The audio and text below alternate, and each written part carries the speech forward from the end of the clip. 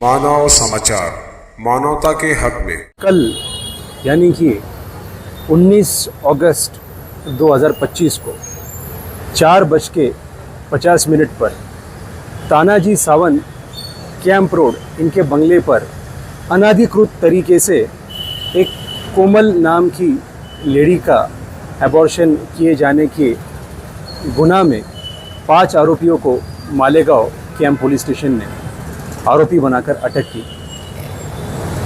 इस मामले की नौहियत ऐसी है कि CR नंबर 176/2025 जिसमें 5 आरोपियों को पुलिसों ने अटक की और उन पर BNS के section 88, section 89, section 91, section 111 and section 345 of medical टर्मिनेंसी एक्ट 1971 के तहत गुना दाखिल किया। जैसे कि आपको बता चुका हूँ मैं कि ये जो गुना है ये 4:50 पर हुआ, मगर इनके खिलाफ में FIR जो है वो आज सुबह 6:15 पर दायर हुई। आज 5 आरोपियों को पुलिसों ने कोर्ट में पेश किया था 7 दिनों की PCR के साथ में, और हमने आरोपी क्रमांक 3 और 5 यानी मनीषा टिकेड़कर और जाधव आरती गायकवाड़ की तरफ से हमने पैरवी की। और उसमें पुलिसों का ये कहना था कि एक BMS डॉक्टर सावंत, उसके अलावा एक विनोद, ये मनीषा और ये जो गायकवाड़ है, ये लोगों ने कॉन्स्पिरेसी करके एक अनाधिकृत तरीके से एक बच्ची का एबॉर्शन करने की कोशिश की। और जैसी ये बात उनकी सुपीरियर अथॉरिटी को मालूम हुई तो सुपीरियर अथॉरिटी ने वहाँ पर रेड की और इनको रंगे हाथ अरेस्ट किया। और जब हमने पैरवी की तो हमने कोर्ट को यही बताया कि सबसे पहली चीज़ जो इसमें सेक्शन 88 यानी कि causing miscarriage, section 89 causing miscarriage without the consent of the women, section 91 prevent the miscarriage of the birth without being born of the child, उसके बाद में सेक्शन 111 ऑर्गेनाइज क्राइम, और उसी के साथ साथ सेक्शन 345 ऑफ मेडिकल टर्मिनेसी एक्ट जिसका section 3 है, when the terminacy can be conducted by the practitioner medical officer, section 4 the place where the terminacy has been conducted, and section 5 when the section 3 and 4 is not applied, in that event the section 5 has to be incorporated। ये section जो पुलिसों ने लगाए, हमने court के सामने ये पेश किया कि अगर इस FIR को अगर हम पूरी तरह से मुकम्मल तरीके से पढ़ेंगे और पुलिसों के से रिपोर्ट को हम अगर मुकम्मल तरीके से पढ़ें तो उसमें कोमल और उसकी सास शोभा, ये दोनों वहाँ पर टर्मिनेसी के लिए गए थे, बच्चे की प्रेगनेंसी को रोकने के लिए गए थे। उसी के अलावा जो बच्चा है, जो गर्भ था, वो एक्सपायर नहीं हुआ, वो उसी के गर्भाशय यानी फोएटस में है। तो जब बच्चा उनके गर्भ में है तो मिसकैरेज के सेक्शंस एप्लीकेबल होते ही नहीं है और ना इन पर किसी तरीके का गुनाह दायर होता है। रहा रोल एक्यूज नंबर 3 और एक्यूज नंबर 5 का, तो उनमें से एक एक्यूज जो है वो स्वीपर है, तो दूसरी एक्यूज है वो क्लीनर है। एक हेल्पर है और एक स्वीपर है, एक हेल्पर है और एक स्वीपर है। तो इनको तो कोई अथॉरिटी नहीं है। अगर सेक्शन 3, 4, 5 अगर देखे जाए तो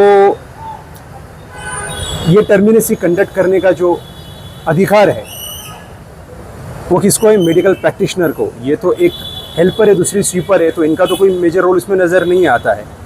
जो इसमें डॉक्टर है उनका मेजर रोल है। और ये दोनों लेडी वहाँ पर थी, वहाँ पर ना कोई प्राइमरी एविडेंस है, ना डायरेक्ट एविडेंस है, ना CCTV फुटेज है कि ये लेडी उस कोमल नाम की औरत का कोई टर्मिनेशन करवा रही थी। तो हमने ये सब कोर्ट को जब बताया तो कोर्ट ने हमारा आर्ग्यूमेंट कंसिडर करते हुए जो पुलिसों ने 7 दिन का PC का ग्राउंड रेस किया था उसको कर्टेल करते हुए 3 दिन की PC उनको दी है। सर 2012 का एक मामला है, मालेगांव महानगर पालिका की जानिब से जो है एक और ख़ास स्कीम के तहत लोगों को जो है लोन वगैरह दिया जाता था। उसमें से कुछ 5 से 6 लोगों पर ये इल्ज़ाम है, जिसमें से 5 लोगों पर ये इल्ज़ाम है कि उन लोगों ने गलत तरीके से जो है वो लोन हासिल किया और 2012 से मामला चल रहा था। आज जो है उसका एक फ़ैसला आया है, उस बारे में आपसे जानना चाहेंगे कि फ़ैसला क्या आया और मामला क्या था। सन 2012 में 4 खवातीन और एक शख्स, इन्होंने महानगर पालिका की एक स्कीम चल रही थी कि जो गरीबी रेखा के नीचे जो लोग हैं, दारिद्र्य रेखा में, इस तरीके के लोगों को कुछ पर्सनल लोन देने की स्कीम थी। उसके तहत लोन में कुछ 25% सब्सिडी भी गवर्नमेंट दे रही थी। इस मामले में 5 ये शख्स ने और एक इनकी समूह संगठक थी, उनके साथ एप्लीकेशन दिए थे। एप्लीकेशन देने बाद उनको लोन वगैरह सब मंजूर हो गया, लेकिन बाद में महानगर पालिका के अधिकारी के ख्याल में एक बात ऐसी आई कि भाई ये लोग जो है ये दारिद्र्य रेशे में नहीं है। जब इन्होंने लिस्ट चेक की तो दारिद्र्य रेशे के अंदर ये ना होने की वजह से इन्होंने जो भी दाखले लोन लेते वक्त दिए थे, फिरियादी का ऐसा कहना था कि वो दाखले डुप्लीकेट थे। उसके आधार पे इन्होंने लोन लिए। लोन लेने के बाद ऐसा हो गया कि गवर्नमेंट की नज़र में आते ही उन्होंने पुलिस स्टेशन में कंप्लेंट फाइल की। कंप्लेंट फाइल करने के बाद में इनके खिलाफ चार्जशीट आया। वो मैटर चल के पूरा उसमें बहस वगैरह होने के बाद आज उसका निकाल हुआ। निकाल के अंदर कोर्ट ने ऐसा किया कि वो 4 लेडीज़ और एक शख्स, इनको कोर्ट ने 1 साल सज़ा और 40,000 रुपये पेनल्टी ऐसा ऑर्डर किया। और समूह संगठक को कोर्ट ने जो है तो बाइज्जत बरी किया। इस मामले के अंदर फिर मैं हाजिर होके इसमें पेनल्टी वगैरह उनकी भरवा के और उनकी जो कोर्ट ने सज़ा दी थी उसको टेम्पररी स्टे करवाया हूँ। अब उसके ताल्लुक से हम लोग सेशन कोर्ट के अंदर अपील फाइल करके और वहाँ पर इसके ताल्लुक से वो किस तरीके से इस मामले के अंदर बेगुनाह है ये साबित करने की कोशिश करेंगे। अच्छा, ये जो रकम कर्ज के तौर पर दी गई थी कितनी थी? कुछ ये हर एक ने 2-2 लाख रुपए रकम ली थी। इसमें खास बात ये लेकिन कि इन्होंने कोई सब्सिडी नहीं लिया था।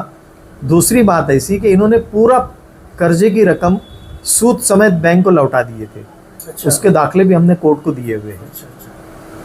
तो ठीक है, तो इसमें जो है जैसे कि जब भी एप्लीकेंट ने कागजात दिए होंगे तो उस वक्त क्या इन कागजात की जो है वो तहकीक नहीं हुई थी, छानबीन नहीं हुई? जैसे इरम दाखले में बहुत सारे मामला स्कूटनी वगैरह उस वक्त भी नहीं हुई थी, क्या? मेरा सबसे पहला ऑब्जेक्शन कोर्ट के सामने यही था कि जो भी डॉक्यूमेंट है वो डॉक्यूमेंट महानगर पालिका के प्रशासन अधिकारी के पास आने के बाद वो डॉक्यूमेंट वेरीफाई करता, उसकी स्क्रूटनी करता।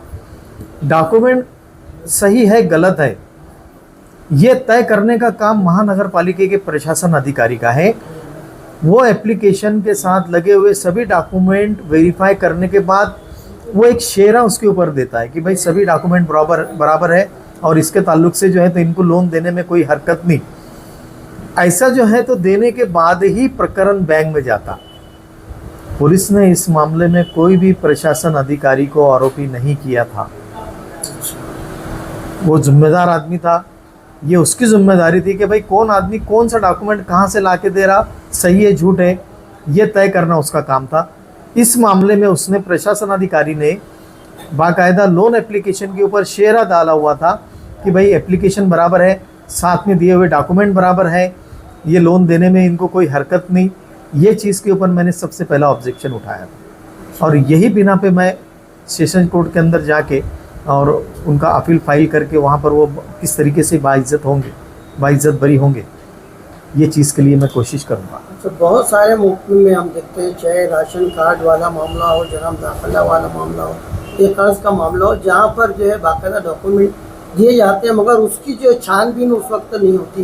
क्या ये भारी लापरवाही नहीं जो प्रशासन की तरफ से होती है, बाद में उसका खुमियाजा जो है आम लोगों को भुगतना पड़ता है? बिल्कुल, ये मामले में ऐसा ही हुआ है कि गवर्नमेंट के जो भी महानगर पालिका के अधिकारी बोलो या बैंक के अधिकारी बोलो, ये लोगों का काम था उस वक्त लोन सैंक्शन करने के पहले कि डॉक्यूमेंट जो आए हैं वो प्रॉपर है या नहीं है। जब एक बार डॉक्यूमेंट तुम एक वरिष्ठ अधिकारी उनको लिख कर दे रहा है कि हाँ डॉक्यूमेंट बराबर है, तो उसी वक्त बैंक ने लोन सैंक्शन किया हुआ है।